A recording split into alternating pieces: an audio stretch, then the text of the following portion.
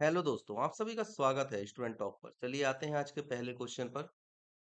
आपसे पूछा गया है कि विटामिन ए की कमी से कौन सा रोग होता है। देखो आपको यहाँ पर चार रोग दिए हुए हैं, वेरी वेरी, रतौंधी, पेलेग्रा और रिकेट्स। हम बारी बारी से सभी को देखेंगे कि कौन सा रोग किस विटामिन की कमी से होता है। ठीक है, अगर हम वेरी वेरी रोग की बात करते हैं तो वेरी वेरी रोग हमें होता है विटामिन बी वन की कमी से। कौन सी कमी से? विटामिन बी वन, जिसे हम थायमीन भी बोलते हैं। वहीं अगर हम सेकंड बात करते हैं रतौंधी, तो रतौंधी होती है विटामिन ए, जिसे हम रेटिनॉल भी बोलते हैं। इसके बाद थर्ड आता है हमारे पास में पेलेग्रा। पेलेग्रा मेनली होता है बी3 के कारण, ठीक है, जिसे हम नियासिन भी बोलते हैं। और चौथा होता है रिकेट्स। रिकेट्स किसके कारण होता है? रिकेट्स होता है विटामिन डी के कारण, मतलब कैल्सीफेरॉन। ओके, तो ये चार विटामिन है और चार से होने वाले रोग हैं, ये चीज आपको याद रखनी है। अगला क्वेश्चन, निम्नलिखित में से कौन सा एक विटामिन ए का प्रचुरतम स्रोत है?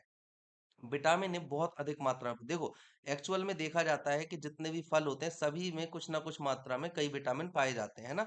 लेकिन एक मेन विटामिन होता है जिसका कंट्रीब्यूशन परसेंट वाइज सबसे ज्यादा होता है। फ्रूट्स में या वेजिटेबल्स में ले लो आप, या दूध वगैरह किसी में भी ले लो।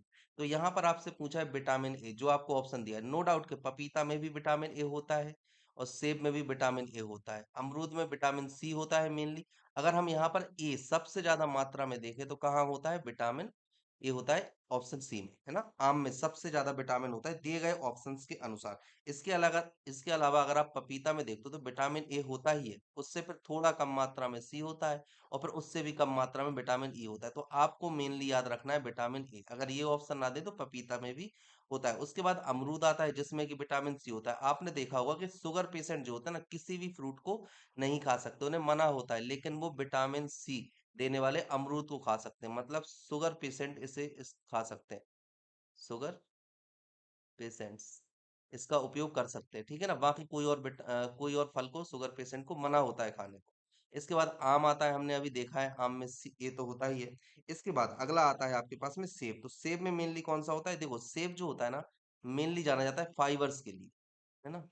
सेब में मेनली फाइबर्स होते हैं। इसके अलावा अगर हम विटामिन की बात करते हैं तो विटामिन सी सबसे ज्यादा होता है और फिर होता है विटामिन ए। तो ये चीज आपको याद रखनी है। चलिए अगला क्वेश्चन है थाइमीन क्या है। देखो थाइमीन एक होता है रासायनिक नाम, ठीक है, और एक होता है नॉर्मल कहने चाहिए, जिसे हम डिनोट करते हैं किसका उपयोग करें, ए बी सी। तो ए बी, बी1, बी2, बी3, के डी सी, ये सब केवल डिनोट करने के लिए होते हैं। जैसे कि अगर आपको हर जगह थाइमीन लिखना पड़े, है ना, हर जगह थायमीन लिखना पड़े तो आपको दिक्कत होगी, हर जगह रेटिनॉल लिखना पड़े तो आपको दिक्कत होगी। इसलिए इन्होंने ये कोड वर्ड दे दिया, जैसे कि हम नहीं देते हैं, जैसे ट्यूसडे, थर्सडे और फ्राइडे को हम टीटीएफ बोल देते हैं, है ना। और एमडब्ल्यू एस बोल देते हैं किस चीज को? मंडे, वेडनेसडे और सैटरडे को। ठीक है, तो आपको ये याद रखना है। तो चलो अब यहाँ पर हम देखते हैं विटामिन बी वन को क्या कहते हैं। विटामिन बी वन को कहते हैं थायमीन, ठीक है। इसके बाद आता है विटामिन सी। विटामिन सी को हम क्या कहते हैं? विटामिन सी को हम कहते हैं एस्कार्बिक एसिड। कौन सा एसिड? Ascorbic acid. ठीक है, अब आता है विटामिन बी टू, जिसे हम कहते हैं राइबोफ्लोविन। याद रखना है आपको, राइबोफ्लोविन, ठीक है। इसके बाद आता है विटामिन बी सिक्स, जिसे हम कहते हैं पायरिडॉक्सिन। क्या कहते हैं?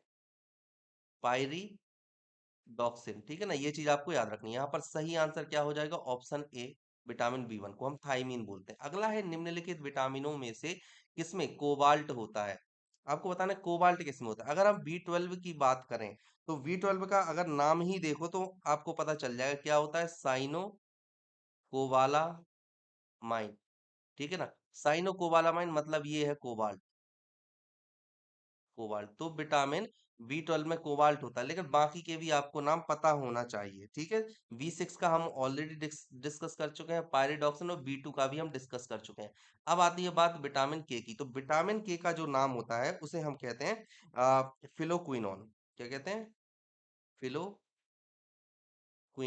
ठीक है ना। ये चीज आपको याद रखनी है। ओके, अगला क्वेश्चन, शुष्क छिकोप का मनुष्यों में प्रकोप किस विटामिन की कमी से? देखो शुष्क छिकोप का मतलब क्या होता है। शुष्क छिकोप को अगर हम इंग्लिश में देखें तो शुष्क छिकोप को इंग्लिश में बोलते हैं एरिडोस्कोप। क्या बोलते हैं? एरिडोस्कोप, ठीक है। एरिडोस्कोप, इसमें क्या होता है, इसमें जो हमारे बाल होते हैं, ठीक है ना, नाखून होते हैं, ठीक है, और हमारी जो त्वचा होती है, इसके अलावा आंतरिक अंग होते हैं, दांत होते हैं, है ना, दांत, मसूड़े। तो कुल मिला के जितनी भी चीजें होती हैं हमारी बॉडी में या बाहर या अंदर, ये सभी सामान्य रूप से काम नहीं कर पाते। कैसे? सामान्य रूप से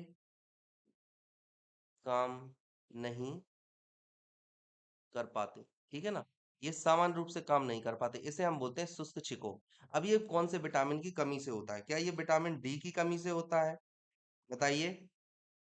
इसका सही आंसर क्या हो जाएगा? Option B. Okay. Vitamin A की कमी से होता है। अगर हम विटामिन डी की बात करें तो विटामिन डी को हम क्या बोलते हैं? विटामिन डी को हम बोलते हैं कैल्सीफेरॉल।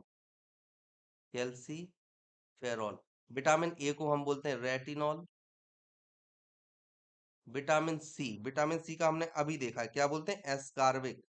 ओके। आप सभी को पता है। और विटामिन के को हम क्या बोलते हैं? फिलोक्विनोन। इसको हम बोलते हैं एस्कार्बिक और इसको हम बोलते हैं फिलोक्विनोन। ठीक है, ये चीज आपको याद रखनी है। अगला क्वेश्चन, साइनोकोबालामिन क्या होता है? हमने सभी के नाम बताए, vitamin B two, vitamin B six, vitamin B twelve और विटामिन सी। इन सभी के नाम हम देख चुके हैं। अब आपको याद हो जाना चाहिए कि साइनोकोबालामिन कौन कहलाता है? Vitamin B twelve. और इसमें क्या होता है? कोबाल्ट। ठीक है, याद रखना है। चलिए अगला क्वेश्चन है, विटामिन जो खट्टे फलों में पाया जाता है तथा चर्म को स्वस्थ रखने के लिए जरूरी होता है। चर्म क्या होता है? मतलब चमड़ी, है ना? इसको स्वस्थ रखने के लिए जरूरी होता है। कौन सा होता है? Vitamin B, vitamin C, vitamin D या विटामिन ए? सही आंसर यहाँ पर है विटामिन सी। ठीक है, याद रखना है आपको। चलिए अगला क्वेश्चन है कि विटामिन सी का उत्तम स्रोत क्या है? सबसे ज्यादा विटामिन सी किसमें? अगर हम विटामिन ए की बात करें, हमने अभी पढ़ा है किसमें पाया जाता है? मैंगो में। अब हम विटामिन सी को देखते हैं, तो विटामिन सी किसमें पाया जाता है? आंवला में। ठीक है, इसमें क्या पाया जाता है? ए। इसमें सभी प्रकार के पाए जाते हैं। और सेब में मेनली क्या पाया जाता है? फाइबर्स। ठीक है, याद रखना है। चलिए अगला क्वेश्चन है, निम्नलिखित में से किस विटामिन की कमी के कारण मसूड़ों से रक्त आता है? मसूड़ों से रक्त आना और दांत हिलने लगते हैं। ऑप्शन है आपके vitamin D, vitamin B, vitamin C और विटामिन ए। अब यहाँ पर सही आंसर के देखो, मसूड़ों से अगर रक्त आ रहा है तो इसका सही आंसर हो जाएगा ऑप्शन सी, विटामिन सी की कमी के कारण, मतलब एस्कार्बिक एसिड की कमी के कारण मसूड़ों से रक्त आने लगता है। ओके, आपको ये याद रखना है। चलिए अगला क्वेश्चन है, विटामिन सी का रासायनिक नाम क्या होता है? विटामिन सी का रासायनिक नाम, हमने सभी के रासायनिक नाम देखे हैं। एस्कार्बिक अम्ल किसका होता है? विटामिन सी का। ओके। अगला क्वेश्चन, निम्नलिखित विटामिनों में से कौन सा शरीर में भंडारित नहीं होता? शरीर में भंडारित नहीं होता है कौन सा? विटामिन सी होता है, बिल्कुल होता है। विटामिन डी शरीर में भंडारित नहीं होता है, ये कैसे मिलता है? सनलाइट। ठीक है, सनलाइट। विटामिन ए बिल्कुल होता है, कोलन। और विटामिन ई भी होता है। ठीक है। चलिए अगला क्वेश्चन, कौन सा विटामिन प्रतिरक्षा प्रदान करता है? प्रतिरक्षा, यहाँ पर जो प्रतिरक्षा की बात हो रही है वो हो रही है बीमारियों से। किस चीज से? बीमारियों से प्रतिरक्षा की बात हो रही है यहाँ पर। मतलब आपकी जो इम्यूनिटी पावर है उसको कौन सा विटामिन बढ़ाता है, ये भी आपसे पूछा जा सकता है। ओके, तो यहाँ पर सही आंसर हो जाएगा आपका ऑप्शन ए और विटामिन ए। ठीक है, बाकी ये नहीं करते। ओके, आपको ये चीज पता होनी चाहिए। अब देखो विटामिन ए कैसे करता है, मैं आपको बताऊं। देखो विटामिन ए क्या होता है, देखो एक चीज आपने सुनी होगी, जिंक, है ना? एक धातु होती है जिंक। ठीक है। अब जिंक क्या करता है? विटामिन ए के सक्रिय रूप को उत्पादित करता है। जैसे अगर आपके पास में एक विटामिन ए है ना? अब ये भी दो फॉर्म में होता है, एक होता है निष्क्रिय और एक होता है सक्रिय। तो ये जो सक्रिय फॉर्म है ये कौन उत्पादित करता है? उत्पादित जिंक द्वारा। ठीक है, जब ये जिंक द्वारा उत्पादित होता है विटामिन, इसलिए हम बोलते हैं कि जिंक हमारे लिए इंपॉर्टेंट है ना?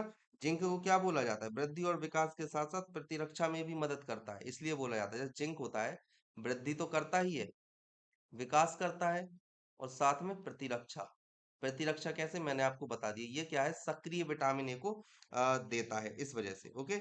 और ये क्या करता है? इसका मुख्य कार्य होता है कि जो ऑक्सीजन होता है ना, ऑक्सीजन को कोशिकाओं में पहुंचाता है। जिंक क्या करता है? जो ऑक्सीजन होता है, ऑक्सीजन, इसे क्या करता है? कोशिकाओं में पहुंचाता है। कोशिकाओं में पहुंचाता और ऊर्जा देता है। ठीक है।